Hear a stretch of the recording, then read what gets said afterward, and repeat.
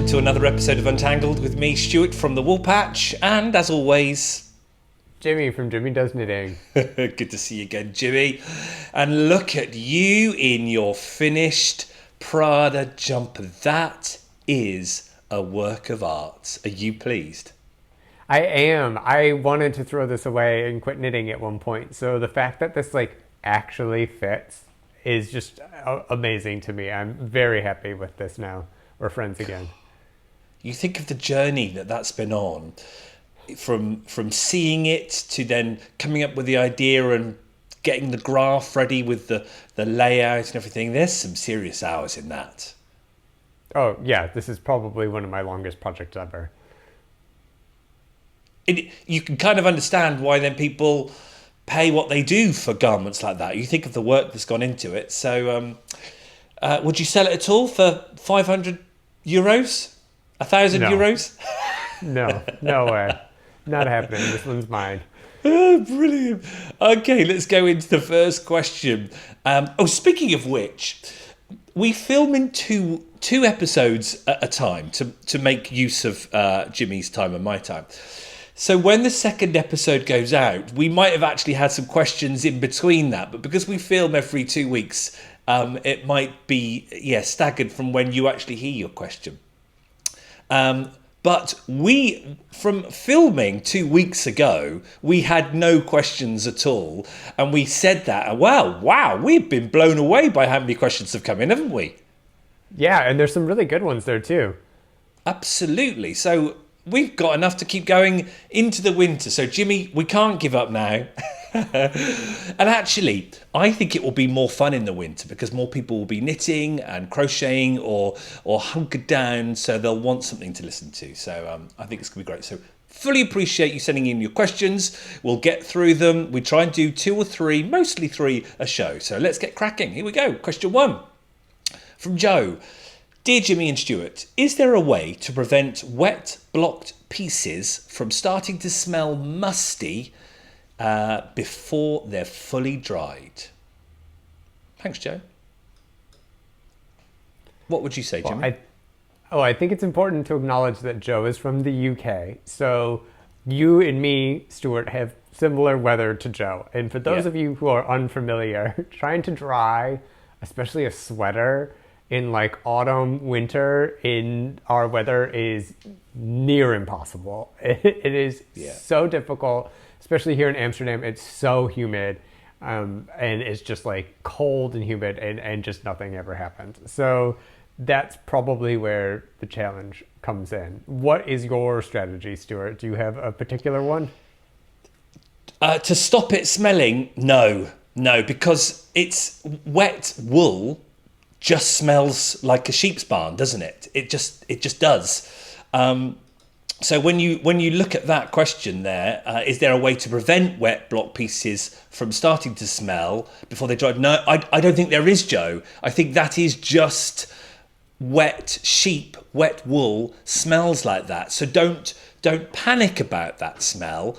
If that's the smell, I know musty smell, people think might think that as a different smell, but I don't know whether you're just smelling that wet sheepy smell, and there isn't. It's just you've just got to let it dry, and however long that takes, or maybe have it to one side, unless there is something going wrong and it is smelling different because of the environment. So what environment do you put it in? Hopefully one that's got a draft in it at least, would you say, Jimmy? Yeah, I try to, in the winter, put it in the living room because that's the most used room, and then kind of by a radiator. So that way at least the air is circulating. I might put the air purifier on it so that that air moves around slightly, and that I turn it a lot. So inside out or flip it or stuff like that. So that way it's a little bit more aired out and it's a little bit better. But I agree, the part of the issue is just sheep smells musty. Some people love it. Some people really get off on it. I do not. Not one of those people. It's finding that room that you can put it in as well, Joe. You may have a spare room, and then if you don't have the windows open in that room, oh my word, that is going to stink in that room for sure, especially if you have the door closed. I sometimes have mine, and I'm lucky to have a conservatory, so that will smell a bit, but then at least I can have the windows open. But I do think it's just one of those things. It's not you, it's just that smell. Some people buy special... Are they like special gadgets to dry wool? I know indie dyers will have these like incubators where their yarn will be inside to help dry properly. I don't know what they're called, but that's maybe a lot of money just to put your blocking in. But I think that's it really. There is nothing special there, unless anyone else has some tips. By all means, let us know. But otherwise, I think it's nothing that you're doing wrong. It's just that sheep smell, and just keep it in a well ventilated area, and hopefully it don't take too long to dry. But sometimes it does, doesn't it? And that's frustrating because you want to wear it. I know, right? And especially they take like a week sometimes to dry, which is not nice. But you can always cover it up. So there's, beautifully scented wool washes. That could be something that you explore. You can go to like a festival and buy a little one. And if you like the little tester with your things, you can do that. Or sometimes I actually put in like essential oils. Like I'll put like a lavender in with it, or like a cedar in with it when it takes a bath. And that, it doesn't get rid of the smell, but it sort of adds to the ambiance a little bit. Yeah. You could get one of those nice sort of, house things, the sticks with a smell in it, wherever it's blocking. I hope that helps, Joe. Let us know. But you're not doing anything wrong at all from that point of view. Next question. From Raylene, Frinton-on-Sea in the UK. Oh, lovely part. People, it's a big place to go there for the beach. Beautiful beaches. Is there such a thing as mid-project blocking? Oh, we're still on the same sort of genre here. Is there such a thing as mid-project blocking? I've sometimes had a garment grow after completion, despite the gauge swatch not growing. Would blocking halfway through a garment work, or is that a completely bonkers idea? Oh, I would say a bonkers idea, but I don't know. Let's see what Jimmy says. Jimmy? You think it's bonkers to do a mid-project block? Absolutely, yeah. Just because I couldn't be bothered. That's me being lazy. Okay. Because then you have to wait for the week and a half for it to dry, right? Absolutely. But you clearly don't think it's bonkers. Have you done it before? Or you think it's a good thing? Once or twice. So there are a couple things here. Is there such a thing as a mid-project block? Is it completely bonkers? Yes, there's a thing like a mid-project block. No, it's not completely bonkers. Okay. What happens though is when you create a knitted fabric, it depends on the yarn, the stitch, the construction, the direction that you knit the garment in, and the weight of it. It's going to shift. It's going to grow. So you have a little swatch that's like, 4 by 4 or 10 centimeters by 10 centimeters. Yeah. That's not going to be reflective of how it hangs on the body with the stitches. It's not going to be reflective of how the yarn either grips or does not grip to it. And the weight of the garment. So a lot of people, I actually had it a lot with this one, is people were asking, well, you knit it in pieces. Were you scared that it was going to grow and do weird things? How do you know that it's not going to be crazy when you get it on? Because so many people have knit stuff and then they block it and it grows. Yeah. And so all of these different factors affect it and it will grow. So will the mid-project block help give you a good indication? Yes. Will it be exactly like it is at the mid-project block of when it's done? The answer is no. One other thing that I want to say is when you do a mid-project block, it won't necessarily indicate how that thing is going to lay in the final way. So let's say you have like a yoke or a raglan sweater that's knit top down. When you knit that extra volume for the sleeves or the body, that will elongate and drag the stitches some. how depends on all the things that we mentioned before. Yeah. So if you are checking for like yoke depth, it would be a good indicator if you tried it on and it was maybe a little bit snug, that when all of this stuff happens, that it relaxes and that it's a better fit. So the mid-project block is helpful. Will it give you the exact answer? No, but it will certainly allow you to understand how things will fit better, especially if you're doing stranded color work. I would say is probably when that would be the most helpful. Brilliant. Okay, there you go, Raylene. Great. Let us know how it goes with future projects. Okay, another one, final one. Question 3. Stephen, London. Really enjoy the show. I think you guys work well together. Oh, thank you. I'm hoping you can help me with a knitting question. I'm sure we can. There are a few great designers for knitting male garments, but a lot less for men than women. That is very true. So I've started to think about how I can translate sweaters I see on the high street into home knits.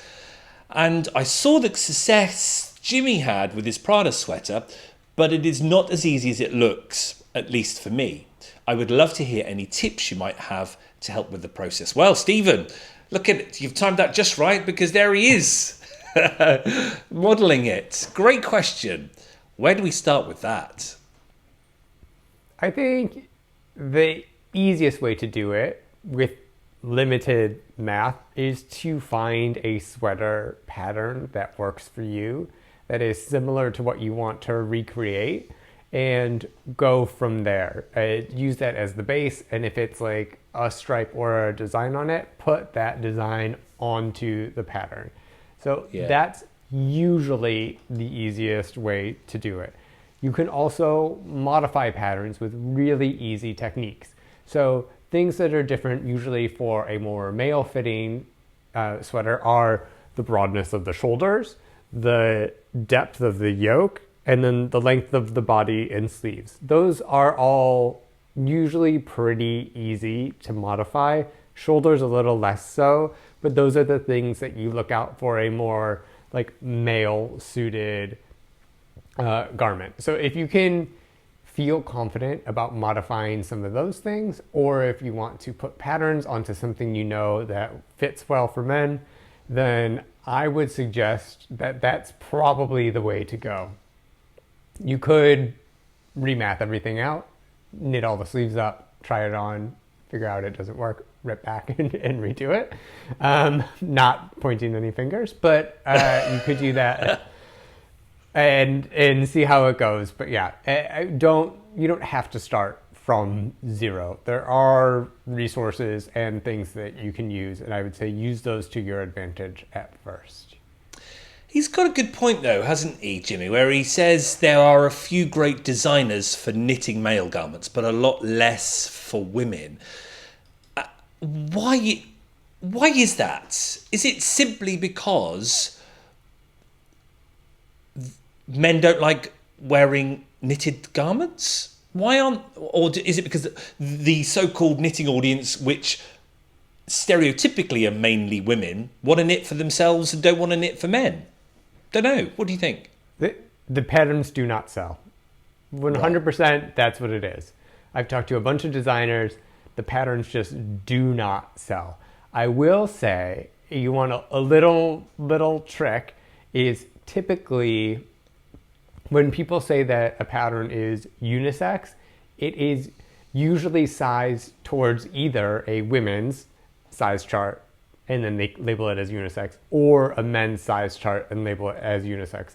I do something closer to a men's size chart, but I adjust it slightly. Like I make the yoke depth a little bit more shallow, and then I give options for sleeves in order to elongate them. So that's how I technically do the unisex, so it fits. But I had discussions with several prominent designers who I don't know if I can necessarily name, but they're like, oh yeah, I just use a men's size chart with some of these things. So that's another tip if you want a more male leaning size fitting garment, is maybe look at the unisex stuff as opposed to just the male ones. Because if it's labeled just male, it doesn't sell and people aren't going to make it. It is so true. And of course, I've got a yarn shop. I know. I very rarely, I could probably count on two hands the males that have come in to buy wool from my shop in the 9 years I've been there. That's shocking, isn't it?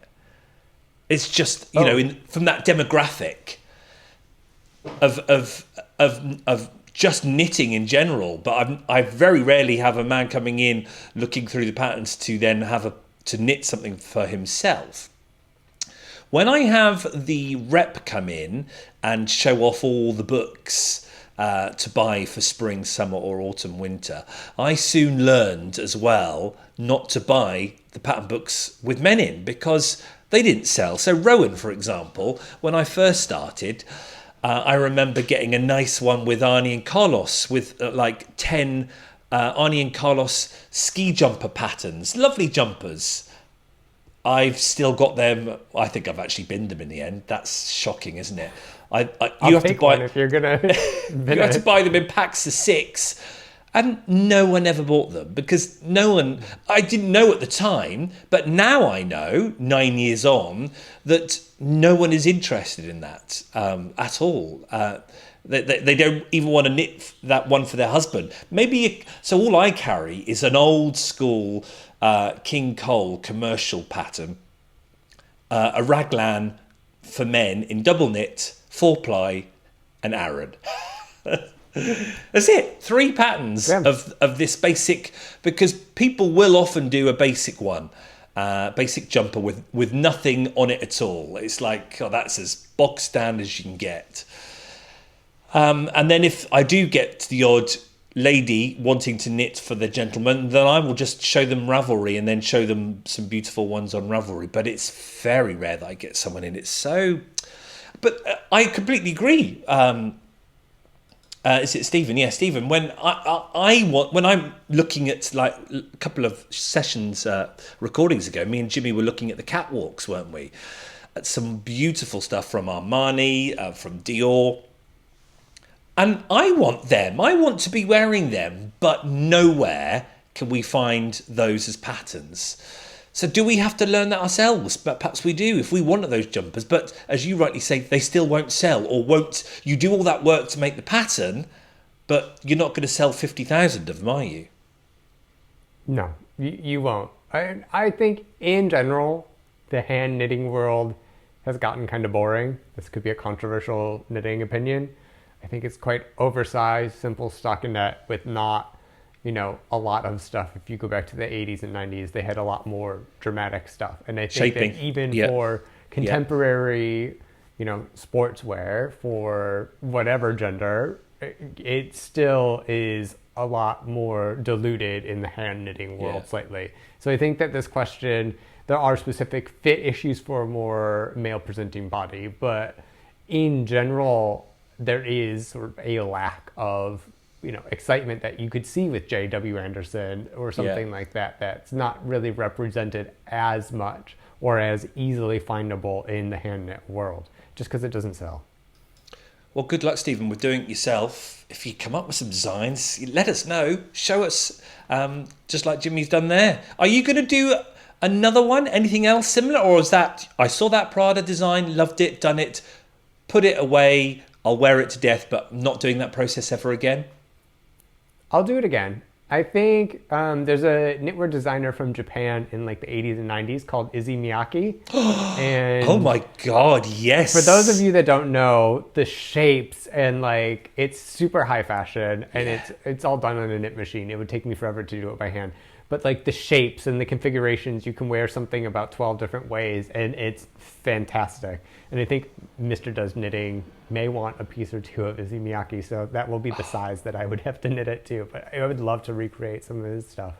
I love the smells. I've got a couple of eau de toilettes of Izzy Miyake. Mm-hmm. Love it. Do you know what? I actually haven't put that on for a long while. Yeah, I go through phases where I'll wear one every day, wear it to death. And I think, I haven't had that Izzy for a long while. I'll have to dig that out. Well, there we go.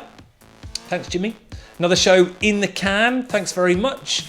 You know the links down below. Send us your questions. Though I say we've got loads to keep us going for a good couple of months now. I love it. It's brilliant. And as I say, we're getting near winter. Oh, it's nearly September, Jimmy. People I know listen to this at different times, but as we're recording, yeah, I'll soon be in my knits. It'll soon be cold enough. Oh, I've cast on literally 3 new sweaters. So yeah, I'm very excited. Can't wait. Brilliant. Okay, cheers, Jimmy. See you on the next one. Thanks, everyone. Cheers, bye. Bye.